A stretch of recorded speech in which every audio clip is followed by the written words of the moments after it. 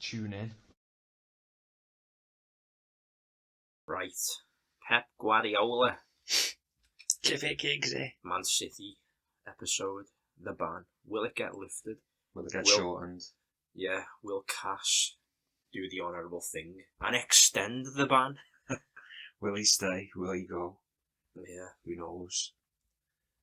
But the fucked aren't they in a way? Big time fucked, and it's what they deserve. You know, they've been spending relentlessly without recouping any of that money. Granted, you know, the Sheikh or wherever he is, he's done good things for the community of Manchester. He built a lot of infrastructure around there, a lot of stuff for kids, a lot of stuff for the academy coming through. But you can't just have reckless abandonment with your spending. Like, at least with Liverpool, we recoup a lot of our money through sales. They get players, get every last drop out of them, let them go for free, and then spend 60 odd million on wing backs left, right, and centre. Just a cheat code, innit? Like you're playing FIFA and you've got cheat codes for it. This team as well, it looks like it's coming towards the end of its rotation as well. Yeah. So, like, whereas if you look at Pep Guardiola at Man City, and also if you look at Jose Mourinho at all the clubs they go, they stay for 3 seasons. That's one rotation of a team. Alex Ferguson had about 4 rotations of quality in his tenure at Man United, as did Bob Paisley at Liverpool, as did Kenny Dalglish, if you want to go there, as did Wenger at Arsenal. Never to the same level as the Invincibles, but Alan Kerbishley at Charlton. Kerbs, yeah. Klaus Jensen pulling the strings, but they did. Whereas Pep has never done that. He was literally at Man City with the greatest team. At Barcelona with the greatest team in the world. Won everything with them, played terrifically, fantastic style. Same with Bayern Munich. And he's come to Man City now, and he's at the end of a rotation. What's he going to do? He said he's sticking around, hasn't he? Remains to be seen. Talk's cheap, isn't it? I hope he sticks around and for another 4 years, just to see, if he stuck around for 4 years and then the punishment stuck and he had to do stuff where it was a more level playing field, and then he ended up winning a title again, I'd have a lot more respect for him if he'd done that. I would. This is his biggest and probably first test he's had in his managerial career. I mean, the easy thing for him now would be tuck tail and run to PSG or go to Juventus, wouldn't it? Yeah, and that wouldn't surprise me. If he does that, then he's got no class. If he does that, he should not even be brought into the conversation of world's best manager. No. Just no. Because as much of a cunt Mourinho can be, he's always got that. I won the Champions League with Porto and the treble with Inter. Yeah, the treble with Inter. So he's always got that. And it was the way he won the treble with Inter against Pep Guardiola's Barcelona. He negated their play and, alright, it was smash and grab football, but he done what needed to be done. And he's proven now, Tottenham are a massive club, but it's still a challenge, isn't it? Yeah, well, people hate that style of play, don't they? But I'm probably the devil's advocate to it, because I'm admirable in a sense that they've just played their game better than ours. There was a lot of people on the group chat, well, not a lot, there was just a few who were moaning about Atletico the other week against us, but we know how Atletico are going to play fucking 2 weeks before, months and months. We know how they're going to play. You can't have enough time in the world. It's our job to then just go and win the game against that. Yeah. Henderson had that chance where he volleyed it went a bit wide. But we didn't create chances in that game. Remember we were in Tenerife and we were watching us against Burnley away. Yeah. And we had 80% possession and 24 chances to their 3 or 4. And they beat us 2-0. But I think that they deserve the win for that. They've played their tactics better than ours, and you can't just moan and be like, oh, it's 11 men behind the ball. They're doing it better than us, and that's what Mourinho done to Guardiola. And Rafa done when he won the Champions League with us and all the rest of it. But I'm not moaning, and I don't moan about that. No, not tactics. You. But just to make a point, it's more the fact that when managers like Mourinho do it and managers like Rafa or Simeone do it, it's fantastic tactically, whereas the likes of Pulis and all that, it's not. I still credit them myself. I'll credit Dyche and Pulis, because it's what you've got. You can only work with what you've got with. Yeah. So who gives a fuck how they play the football if they put 11 men behind the ball when they're away to fucking City? What do you expect? Yeah, but City they've been found out because we were playing that heavy metal football, rock and roll style, weren't we, against City and, you know, even with Rodgers to an extent. And we can still do that, and we have still done that at times this season. But we realise that that's not good. That's not going to win you trophies. Yeah. You've got to be pragmatic, and you've got to play a certain way. Like I said before, compartmentalise the game.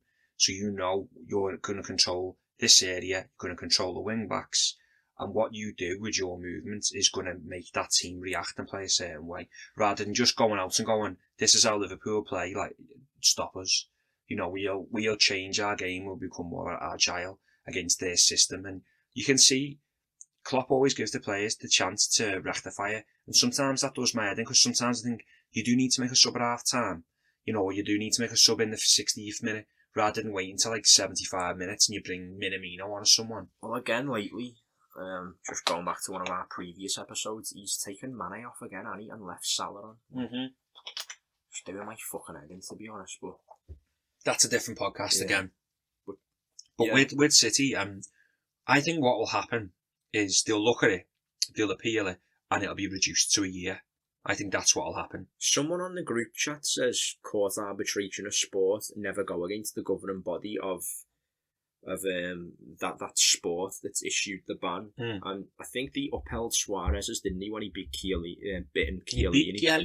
Yeah, he beat him like a best. For anyone who's you know, stereotypical out there, but fucking of course we're not. But no, there was video evidence of him biting Chiellini in the shoulder, so you can't dispute that. Like, even if you're the best fucking, even if you're Johnny Cochran, that, you know, the best lawyer in the world, you can't get Suarez out of that. If you were OJ's lawyer, you're not getting him out of that. That is Johnny Cochran. Oh, is it? I thought it was what's his face. Nah, Johnny Cochran. No, who's the other guy? Al Sharpton. No, he's a reverend. Not Al Sharpton. Oh, the one who John Travolta plays in the show. Oh yeah, Robert something, is it? No, that's Robert Kardashian. Oh yeah. You know, he'll come to me. I know what you mean. Yeah. Nah, Johnny Cochran's OJ's lawyer. But even if he was defending Suarez, he couldn't get him off with it. So that in that case, court arbitration of sport upheld the ban for 4 months. But I heard they reduced Chelsea's transfer ban. He took a transfer window off it, so they only had to serve the January window. I'm sure someone will receive a fat bag of cash somewhere. So I'm hoping they don't do that with the City punishment. It's like you fiddle in the books, though. It's not even the fact that they're overspending. It's the sponsorship thing, wasn't it? Yeah, they're inflating sponsorship deals, so they're just lying. They're just sponsorship deals. Give me some sponsorship. Nah, they're just lying about how much money they're receiving. Yeah. That Etihad deal is allegedly £400 million over 10 years. So whatever stadium kit manufacturers, whatever it is, they've inflated that, saying it's £40 million a year. And in contrast to that, in 2011, when they got that deal, Arsenal were only receiving £2 million from Emirates. At the time, Arsenal are a bigger club than them. Mm-hmm. They're probably a bigger club than them anyway now. They're just not as successful. They're a bigger club, yeah. Man City aren't a big club. Well, that's it. Like the empty had, isn't it? Yeah. Like that's it in a nutshell. Champions League semi-final and Pep's having to do like promotions to get tickets sold. No, so I retract that. Arsenal are a way bigger club than City. Like, that's not even a thought. It's not even a close thing. But Arsenal, I heard, were only getting £2 million a year off Fly Emirates in 2011. City were claiming they were getting $40 million off the Etihad. Conveniently, the Etihad are Middle East, Abu Dhabi anyway. Their owner's Sheikh Mansour in it. But there was another article that was out recently, and it was saying that UEFA want to be careful who they're messing with, because these owners have apparently sent a letter to someone else, this government, and were like, you better, let's just say for an example, there was riots in Lebanon.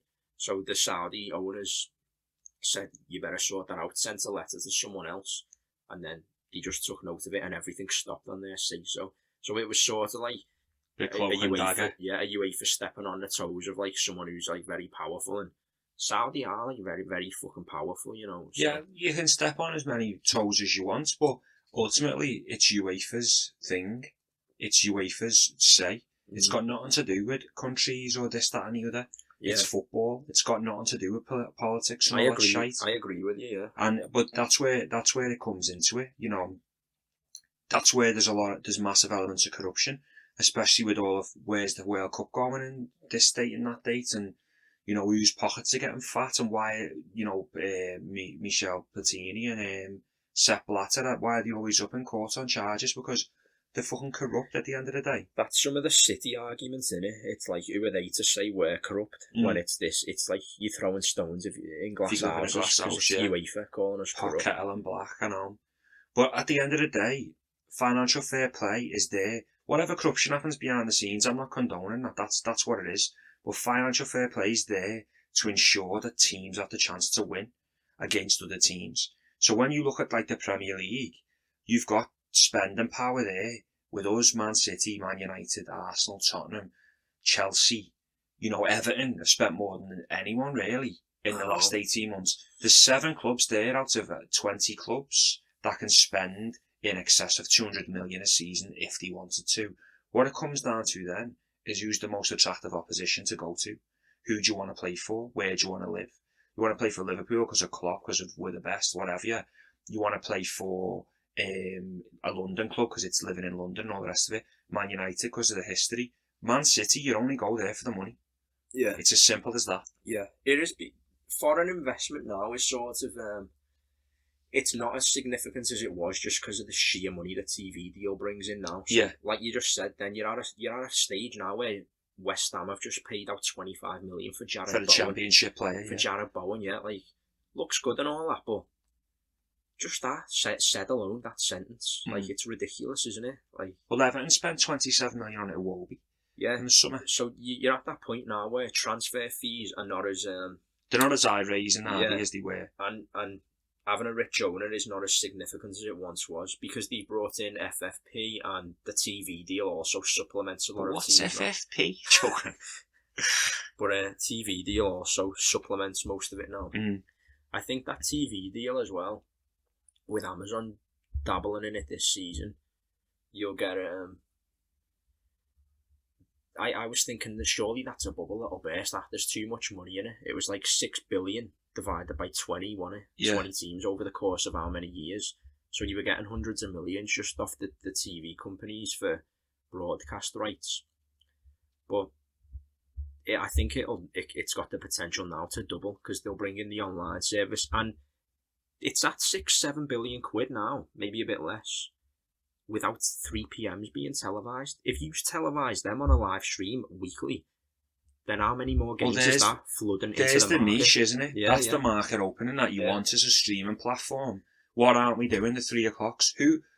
I love the 3 o'clocks. Yeah. You can never fucking watch them unless you're there. And I love the 3 o'clock games, but I think who burst open the melon of sports on telly, if you like, was in recent times was BT. Because BT challenged Sky and took the Champions League away from them and took the Champions League away from ITV. You had a few of them flirting like Citeh Sports. Remember Citeh? They went in big, didn't they? You had and went bust. You had ESPN and then BT have come in with the ESPN are huge stateside regardless, aren't they? But BT have come in now, got the MMA down to a T, got the big boxing fights, they've got the BT box office, and it's cheaper than Sky by a mile as well. And the internet's better. Yeah. So if you were to have if BT, any BT execs listen, if you want to speak to me and stay, we'll sort you out with some good advice and knowledge. Of course. But if you were a BT exec, you'd be looking at saying to the streaming platforms, we've got the best internet package for streaming, far better than Sky. Come to us, we'll give you our BT internet, which is in all these households anyway, because the BT landlines, we'll strike a deal for you to stream via us. Have you heard them rumours about the Premier League itself? Because obviously the Premier League as a company has the rights to all televising those 20 teams. So there was rumours saying the Premier League couldn't create their own subscription service, Premflix or whatever, £10 a month, global subscribers, and then they could sort of get a share of everything. But that's very technical, so obviously you need a lot of server power and all that stuff to host games, and hopefully that the streams... Well, the Amazon streams weren't that great, were they? Yeah, hopefully that they stream flawlessly. So that's the upside of watching it on TV compared to watching a streaming service. There's one thing I'll never scrimp on. I mean, as I say, my Sky and all that is like 120 quid a month for BT, all that jazz, but I just can't scrimp. You've got 30 quid to live on after that. And less than. But I can't scrimp on sport.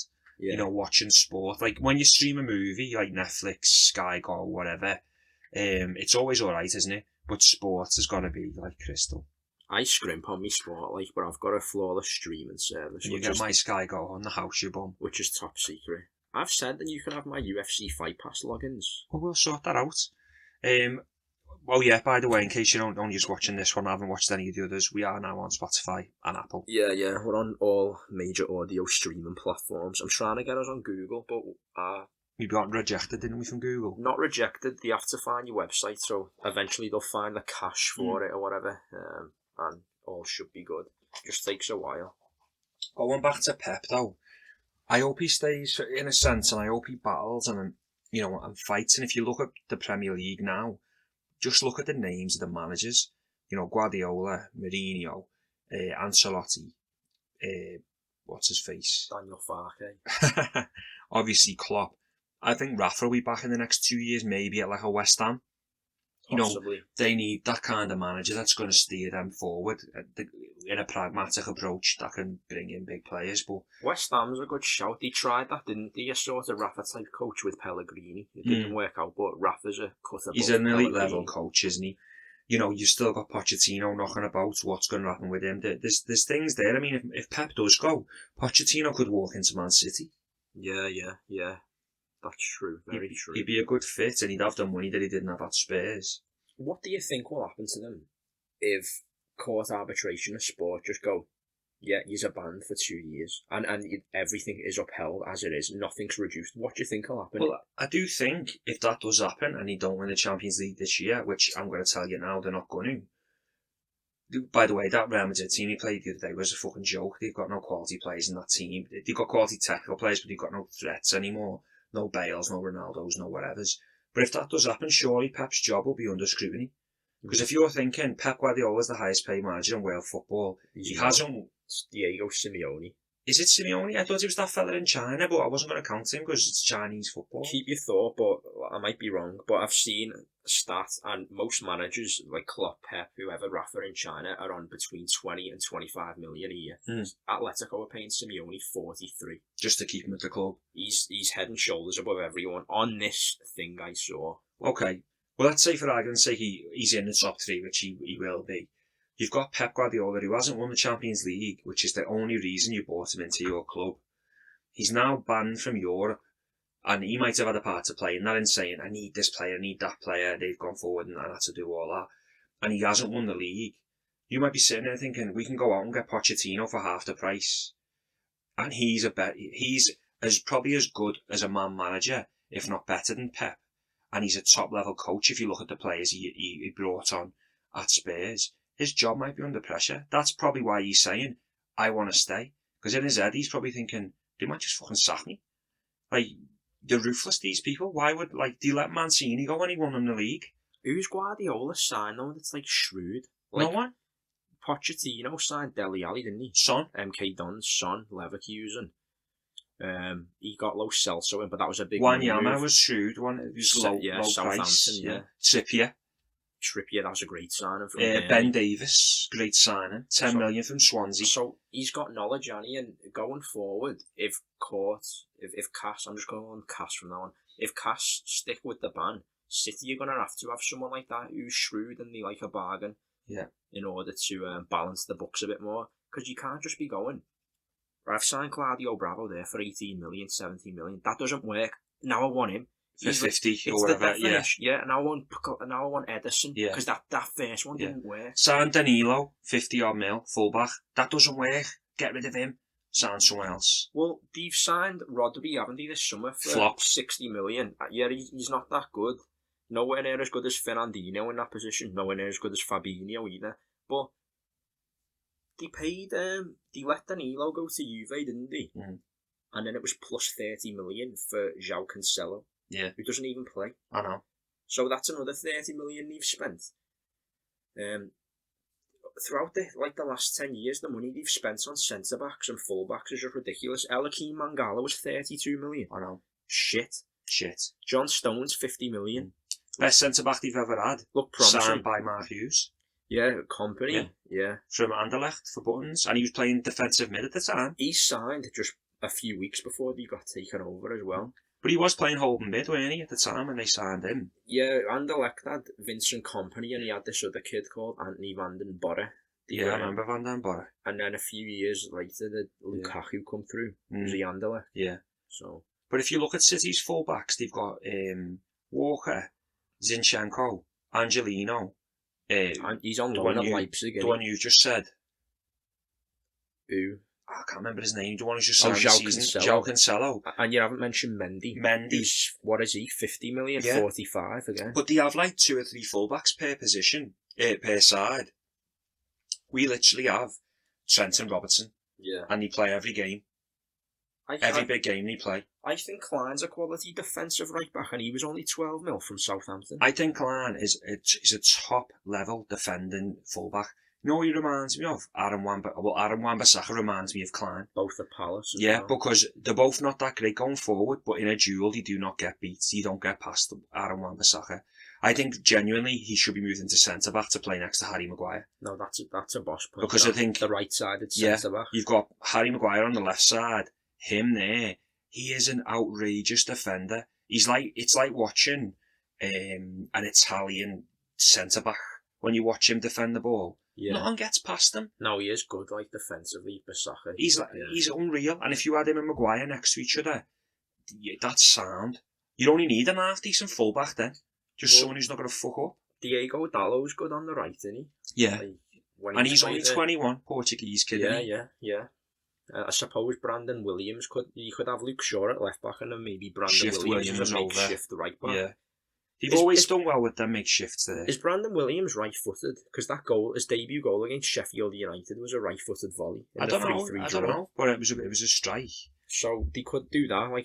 I think if he is right-footed, it might just be like the Dennis Irwin thing, where it's an opposite-footed player on that side. If you're two-footed as well, it doesn't make much odds, does it? But with I'd do that. Put Bissaka right centre back with Maguire, and then you've got Dallo, Shaw, and Brandon Williams. Well, you start to develop a spine there. So you'd have De Gea, who's still top level, and Dean Henderson as well. Maguire, and Wan-Bissaka, and then you've got Fernandes, who's just come in, who's the stardust, and then you need a striker that's fit every game. There was some stats. If Rashford is fit, he's top level as well. And it's like they've only lost 3 games when Nemanja Matic still plays, and it was saying, is he underrated? Obviously, we all know Matic. He goes for big money when he moves. But at Chelsea, he was the one player when he was at his best that I would have bought straight into Liverpool if I could. Yeah, he was outrageous for Chelsea. He was an animal of a player. Well, for years we were reluctant to sign that sort of player for whatever reason. We've got it now, haven't we? Fab. We just didn't want to sign a defensive midfielder who could do the fucking job. When you said before about offsetting the books with Pep's wages and that, and you're looking at other alternatives like Pochettino, it's a good point because you've got world level players there like Kevin De Bruyne, Bernardo Silva, absolutely top level players. And also they're losing David Silva, and they're going to lose Fernandinho in the next couple of years. Them players need to be replaced, but they might not be able to spend that money. Who's he signed? Oh, that is shrewd. Who's he signed? Where it's like that's a good sign. No one. Gabriel Jesus, I don't rate. He's just a poacher. Courtois should have saved that header the other night. Oh yeah, that was Courtois' fucking wank. Nosedived. Yeah. Yeah. He should have went. He should have went when he had the chance, really, but. I mean, his best form was in his Let's Go days when he was there on loan for 3 years from Chelsea anyway. Yeah. But he's obviously not going to get in over Jan Oblak. But, you go through the signings, if there's any City fans listening, they'll probably go, yeah, there is a player we signed this player, we signed that player. Who did he sign at Bayern, though? It was like Thiago Alcantara, who's not shrewd because he knows him from Barca, and that was probably like 20 odd mil, 30 mil. He made the move to put Philip Lahm into centre mid. Yeah, people fucking rave about like stuff like that. It's like, that's good, mate, but Bayern Munich still would have pissed the league if Lahm was a fullback. Yeah. Moving him at centre mid didn't win you the Champions League. Well, they won the treble before him. Yeah, with Jupp Heynckes though. Jupp Heynckes, but Lahm was at right back, so it didn't win them a Champions League, as you say. And I do think he's got a point to prove now. And then Mourinho's got the same point to prove, whether he's still got it in this generation of management.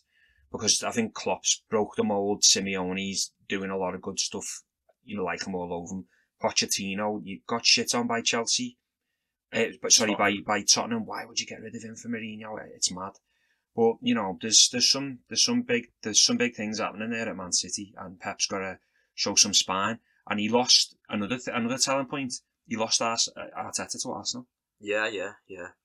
If they moved Rodolfo Borrell... Rodolfo's number 2, isn't he? They've got him and Tiki Berestein. I can't pronounce his first name, but they've got that Barca influence on it heavy. But the whole point why you got a Barcelona influence on it is to produce better youth. And who's come through? You got Phil Foden, who doesn't really get any games.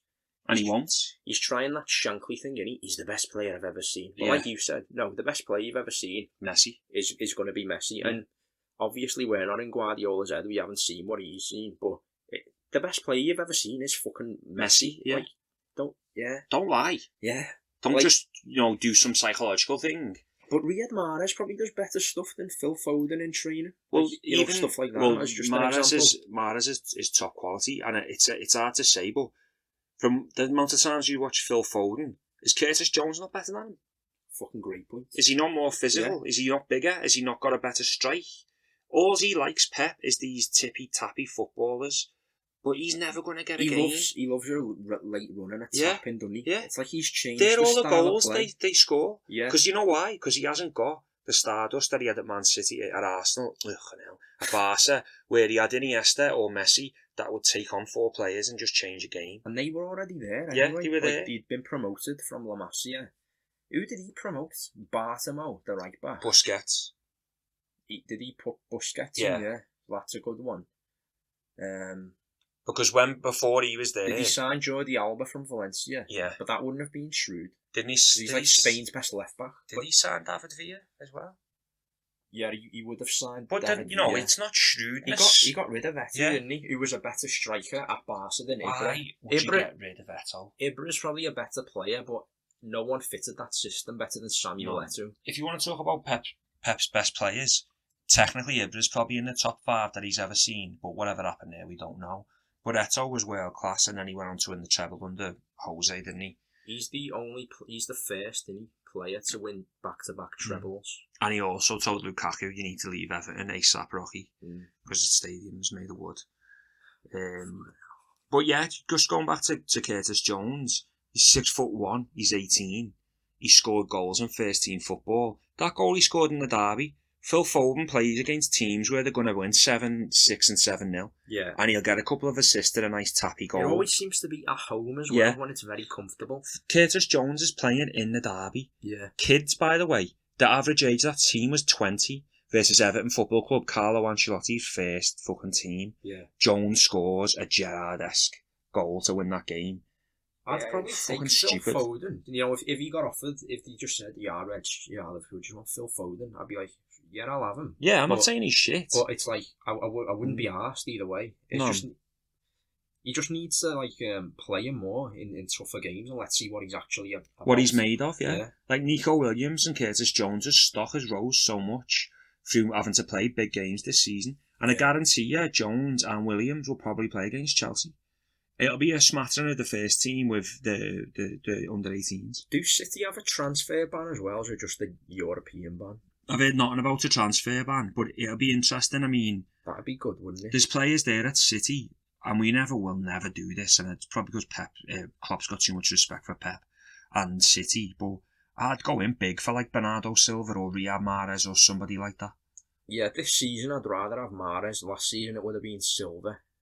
Some of the stuff Mahrez can do with the ball touch of God. He's sort of underrated because he doesn't play, and I know that's a stupid statement, but I mean he's underrated in honourable mentions of the world's best players. Yeah. Like I think on his day he's top 10 in the world, what he can do. What, in that position? Yeah. If he played for like a Tottenham, game in, game out, playing with that direct striker like Harry Kane, like he did with Vardy. Yeah. He'd be creating 10 or 15 a season and scoring probably 15. Well, he won PFA Player of the Year. Yeah, he was awesome. He was a frightening player that season. He's won African Cup of Nations as well, so he is. I think they should play him more.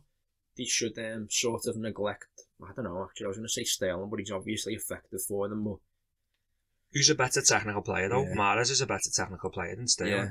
I don't mean like play Mahrez over Sterling. I think they should probably I don't know. integrate Bernardo Silva and Mahrez at the same time on the pitch. Well, Bernardo could go into the 10 when Dave Silva goes, but I think when we say that as well, like technical player, people get confused and like, how can you say this and that? But it's about technique, and we say it all the time. Like if you look at Liverpool, our best 2 technical players are probably Shaqiri and Trent Alexander-Arnold. How they hit the ball, how they strike the ball, how they can manipulate the ball. We're not saying they're the best players, but it's actual technique on the ball. Their players have got everything, haven't they? Though, like desire, and technique. Like one of the hardest runners in that team is Bernardo Silva. Yeah, like, I love that lad. Klopp would love him, like someone like that. I love him. I'd love to have him in our team. I think he's a top quality operator. Again, he's not a shrewd signing. 37 million from Monaco, who at the time had one of the best teams in Europe. That Monaco side's better than Ajax. Did he sign him after they knocked them out, was it? Was it that year? He signed Silva and Mendy from Monaco. And then they had Mbappe in that team, didn't they, as well? And Fab, or did Mbappe got on loan? No, Mbappe was there. It was his debut season, I think. They had Mbappe and Falcao up front, Mendy at left back. Centre mids was Fabinho, Bakayoko. Yeah. Who went to Chelsea. Yeah, well, Bakayoko was good at Monaco. They had he went for 40 million. That centre half as well, didn't he? What's his name? Kraft or something, like it begins with a K. I can't remember his name, but he was good. Did they have Kondogbia as well, Monaco? Yeah. So I think he Inter Milan. He's at Inter now, yeah. The Inter are doing really well, aren't they? But their game's cancelled tomorrow for coronavirus. I know, whenever this comes out, you'll know more than us. Yeah. But we're probably having this on the 29th of February. But yeah, I think we've covered our main points around City and what's next. Who knows? It's interesting, but it all adds weight to this beautiful game that is Premier League football. Yeah, see you in the next one.